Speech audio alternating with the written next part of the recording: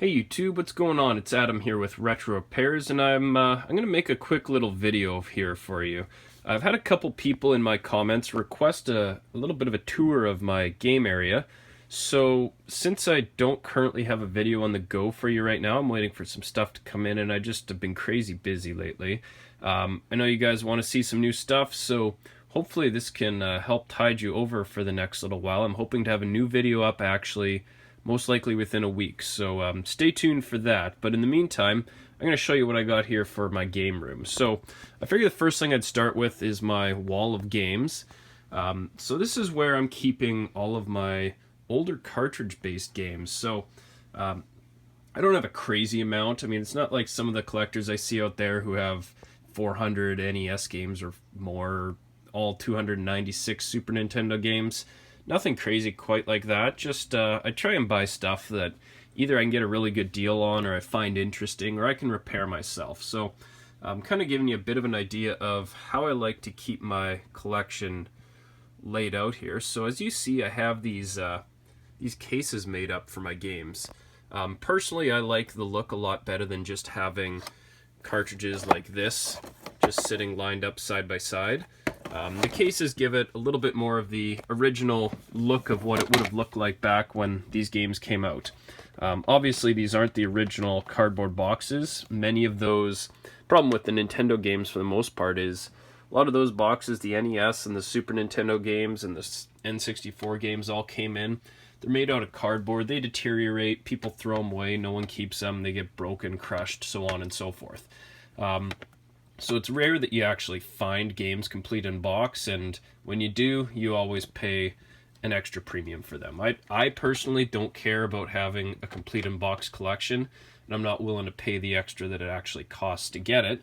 But for those of you that do, I mean, I'm not saying that it's a dumb idea or anything like that at all. I think it's really cool, just it's not something that I prioritize. So what I do instead is I buy these cases here, and they're just generic universal game cases. And when I open them up, the game sits nicely inside here. A lot of these games, if you have the manual, you can fit it in the inside as well. But again, because I usually buy these loose, most of them won't come with the manual. When I print these covers off, though, I get them online from thecoverproject.net, and if you haven't checked that out before, I really encourage you to do so. It's got thousands and thousands of covers that you can print off for all types of games, all types of systems, even some really obscure systems that you don't really hear too much about. They have a lot of really talented artists on there that they come up with nice templates, such as like this as an example. The original games, they didn't have this little Nintendo logo up at the top, but I like to have my collection looking pretty consistent, so I've had this template applied to all of the covers, and if I don't find a cover that has it, I just kind of add the template on myself in Photoshop. It's really simple to do, but it just makes it look a lot better on a shelf. It's got the original kind of right up in the back of it, so you can read what that box probably would have said 30 years ago. Kind of really just brings you back to the good old days of buying Super Nintendo and Sega games and stuff for me. Same idea here with the Super Nintendo games, so grab a game like Starfox, and again, it's got a nice clean write-up with some really nice screenshots on here. I'm sorry, I can't remember who actually designed this template, but again, it came from the Cover Project, and like I said, there's people on there who spend thousands of dollars on games just to make up these covers even sometimes. They'll buy games in boxes, scan them, bring them into Photoshop, add their template, and really make it look really good. So having something like that, it takes a lot of extra time and money, but it's a fraction of what it would take to actually have a complete box set, and it just looks a lot better on my shelf, I think. If I got to the point where I had, thousands and thousands of cartridges, then maybe this would take up too much space, but for me, I only have, I don't know what that is, 20 to 30 Super Nintendo games, same for NES. It looks better in my opinion. An example of some of my 32X games, I have here. Same idea, I keep the boxes where possible. In some cases where I do manage to buy a complete in-box original game, so Mortal Kombat, I actually wound up getting this particular one in a trade for a Famicom. This, along with this Master System, some Master System games and other stuff. So if I do have original in-box games, of course I try and keep them, such as even something really cheap like Quarterback Club. I still keep the box here because, I mean, it's cool. It's part of gaming history. I think it's really cool to have. Another thing that I try and do is, even with the handheld games, I'm not too much into handhelds, but with these, what I do is actually, I use Nintendo DS cases. And again, I can print off the cover from the Cover Project, and you get the same kind of artwork that would have been on the original Pokemon box. So I had Pokemon Red back in 1999, shortly after it came out, and of course I didn't keep the box or anything like that, and I probably sold it, but I can use these DS cases, and I haven't adjusted this one yet, but you can use a Dremel to kind of cut out the insides here, or you can even fit these directly in there and close it. It bulges in the middle, but not a big deal. Some of the games I haven't boxed up yet, I've got all these Colecovision games, and these shelves here conveniently have a nice short, these are actually two shelves stacked one on top of another, but underneath it has this little slot that's perfect for some of the smaller cartridges like ColecoVision or Atari Games, and I also keep some of my extra Game Gear and duplicates and stuff in there. Down below we've got Sega Genesis, and again, if I do have any that have the original box, I definitely try and keep that, but they're not quite the same. I mean, these universal cases are clear and they're a little bit bigger, but again, I like having them all boxed up and looking good on the shelves. Unfortunately, with Sega, they don't have a really uniform look. Some of the games, especially EA games, you see they have these white spines. Paperboy, for example, is orange. Super Off-Road is black. Some of these got red releases, but you might notice that Genesis here is gray, whereas this Genesis is white. And, I mean, kind of just things that you have to deal with. This is my dog, Kona. She also likes games, so she just had surgery, so she's been moping around the house for a little while, but she seems to be doing better now. Another really cool look, I think, are these Atari games here, the 2600s. This is kind of interesting because these probably take up way more space than need be. Atari games are really pretty small, and by throwing them in boxes, I mean, I've taken up a ton of space, but it gives us this really cool, consistent look all the way across the board, which I was really going for. Some of these on the end here, I just didn't have a gray cover for available, so I printed out sort of the original bright colored boxes that these would have come in. Lastly, watch out. Lastly, I've just got a bunch of junk here, stuff that I've either got to repair. For example, I've got this old Gamecube controller. It's a third-party knockoff, but I got to replace the stick on it. These are the Game Boy Colors that I've been working on. The two of them, the Atomic Purple and the clear one. These came from Japan. I have a couple of videos on actually already uploaded about these, so check them out if you haven't already, where I try and go through completing them. Down below, again, I've got a stack of more Atari games, controller there with no joystick cover, a couple DS covers that I picked up. They're actually just the cases themselves, but I was able to find them for really cheap, and I pick them up for when I can for under $1 because I can use them to make boxes for Game Gear or Game Boy Color. And then probably the smallest part of my collection is the Sega Master System. So I've only got 5 games complete in the box, 1 loose there. This is a non-working NES game that I picked up recently. I also got this in part of a trade, a nice little Nintendo case for games. And in there I keep some of the loose games that I haven't made boxes for. So for example, I found Mega Man 2 at a pawn shop the other day for pretty cheap, so I had to pick it up. I couldn't leave it sitting there. Eventually, when I get around to ordering more cases, I'll make up some boxes for these. So now a look at the actual setup that I use here for gaming. This is we'll call it the retro side. So I have this Samsung Crt TV. It's pretty big, but it's not as big as it could be, really. I mean, This is probably a late model CRT, maybe came out around 2000, late 90s type deal, so it's not crazy big like probably your grandma's old 32-inch TV, which weighs 400 pounds, nothing like that. Connected to it, I have a lot of the old systems that are either came out in the 80s or they really just don't look good on a newer TV. I am sort of limited on space, so I do have, again, a couple old systems on my newer TV, like an N64 and my Saturn, but for now, this is what I keep set up here. So starting at the bottom, I've got my Atari 2600. So this is a 4-switch model. My girlfriend actually bought this for me with a bunch of games and stuff for my, I think it was my birthday a few years ago. As I was starting to get back into retro gaming, she fairly obviously asked me if I would be interested in an Atari, knowing my birthday was coming up, so I had a pretty good idea that that's what was coming. It's cool that she was able to find one of the old wood grain style ones. I did have a black version, which is cool at all. I just sold it to a friend for pretty cheap, like 25 bucks or something, as I had a brown one, I didn't really need it. My NES, so original, or the front loader style, I used this hooked up with composites, so video and mono audio out. Now with all of these, I have them hooked up to a switch box right here. So since this TV only has, I think, 2 video in options, I have this switch box set up, so if I want to switch between Super Nintendo, Sega Genesis, Master System, and so on, it makes it really easy to do so. Here I have my Sega Genesis with Sega CD.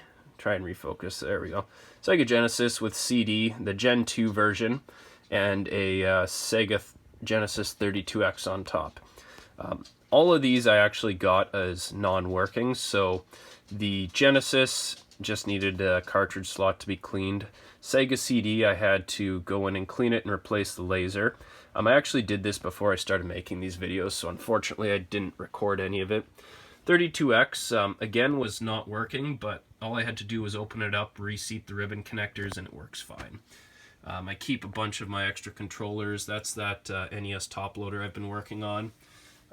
Extra Atari stuff, all up on the side here. Down below I've got my Super Nintendo. So this guy, I bought this off a friend for pretty cheap, maybe 30 bucks or so, and I like it because it's completely gray. There's no yellowing at all on it. I'm sure if you've looked at Super Nintendos on eBay or find them on Craigslist or something like that, they're always gross and yellow looking, and that one's not at all.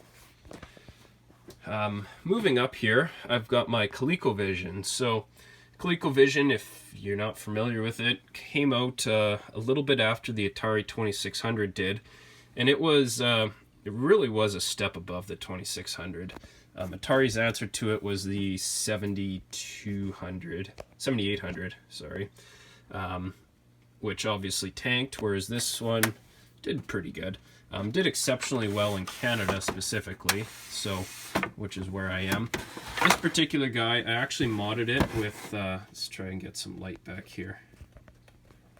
I modded this one with a AV out mod, so I can hook it up to this switch box rather than relying on RF out, which RF really is garbage. Composite isn't my preference for audio video out, but I mean, it's better than RF, that's for sure. Going down the other side of this little unit here, I've got extra NES stuff, I've got Super Nintendo controllers, and so on and so forth. Up at the top here is kind of more of a junk pile than anything.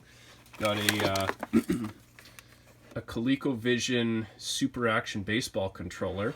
Now this actually doesn't work properly, and I'm going to hopefully soon be opening that up and showing you how to open and clean up one of those controllers in case you get a hold of one. This is my Sega Master System, currently not hooked up, but I got this as a trade for a Famicom a little while ago with a bunch of other stuff and games. This is a Sega Genesis that I've been working on actually painting. So I had 2 of these. One was Sonic themed and one was Batman themed, so I just thought it was kind of cool, something to do. I used automotive paint for a nice shiny finish on the sides, and then some bright yellow spray paint for the Batman logo. Eventually I'm going to probably sell that for, hopefully I can get like $100 for that or something, which will be nice. So that's about it for the retro side of things. This is all kind of here in a corner. It's a little bit messy. I've been really busy lately, and then I got a little couch here, which is close enough to the TV that if I'm playing an older game that has short controllers or can't really get it out, it's close enough that I can get full use of it. So now for the more modern side of things. This is my my current Hdtv that I'm using. It's a 50-inch Panasonic plasma TV.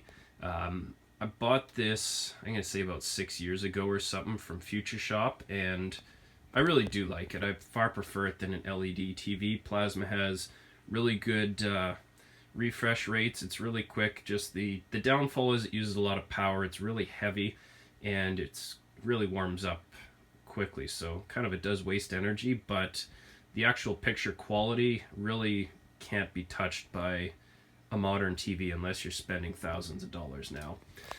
Anyways, hooked up to all of this, I have my receivers. So I have a 5.1 surround sound with Paradigm speakers attached to it. Obviously, most of these systems, like I think the Gamecube and definitely the N64, they only output stereo sound, so it's not like I'm taking full advantage of it. But I also have newer systems like the PS4, the Xbox One, the 360 that will be able to take advantage of it. So starting at the top left, showing you how I have this all set up. Here I have a UPS / power supply, power surge protector, and connected to it we have is my receiver, of course, but a PS3. I bought this PS3, actually I got it completely free. It wouldn't power on, it had the blue light of death. All I did was similar to the video I have on fixing a 360 red ring of death, using basically just heating up the processor inside of it. I was able to make sure that there were no bad solder joints, and it actually has worked really well since. It's been about 1.5 years now. Got my GameCube here set up. This also, I have it hooked up to another AV switch box. So this is an 8-port switch box. I bought this on eBay for about $15. I mean, it's nothing special, but it makes it really easy to have a bunch of systems hooked up onto a modern TV. N64. This is actually a painted N64. So if you have a keen eye, it has the same paint as that Batman-themed Sega Genesis. So I did that myself. I wanted to give it a kind of interesting look to it. That's not the basic boring gray flat N64 that most people have. Beside it, we've got Sega Dreamcast. This I just picked up for cheap on Kijiji, and it's worked great ever since, probably about $30 or so. Got a red Wii, which I've modded that I can play retro games and stuff on. Obviously, I prefer to use the original systems, but I figured why not? I like tinkering with stuff, so may as well. PS2 Slim Edition, and of course controllers to go with it on top. Here I have my PS4 with the Wii U and the Wii U gamepad. The Wii U I managed to pick up for pretty cheap. I want to say it was $120 with a bunch of games on it, and I'll show you the games shortly, but the problem with it was they said the gamepad didn't work. Turns out the charging cable didn't work, so they're not really good at troubleshooting. Xbox 360, this is the original Xbox 360 Pro Edition that everyone had nightmares and Red Ring of Death about, and it's given me no problems at all for the last, I don't know when it came out, 2006, let's say. So 11 years, been working great. Xbox One, I traded some guy my custom painted Sonic themed Genesis for this. So I think I have it in a couple of videos somewhere where it just briefly you can see it. I can't remember which video, but in my opinion that's a fantastic trade. Xbox One for about a $40 game system. And Sega Saturn. So this is the Saturn that I kept out of the lot of 4 Sega Saturns I bought. Again, I have a little mini series of where I try and fix up the Sega Saturns, and this is the one I decided to keep. It was the best physical condition. And then I have the actual games themselves. So some of these games, like the PS2, I had a PS2 when the PS2 came out, so this is a collection of games that I've accumulated and my girlfriend has throughout time. Xbox 360, again, the same thing. So these are just games that I've come up with myself, or that I've already had. Everything else I've had to reacquire. So Xbox One, whenever I find games that I think I might like for cheap, I'll buy them. Same with PS1.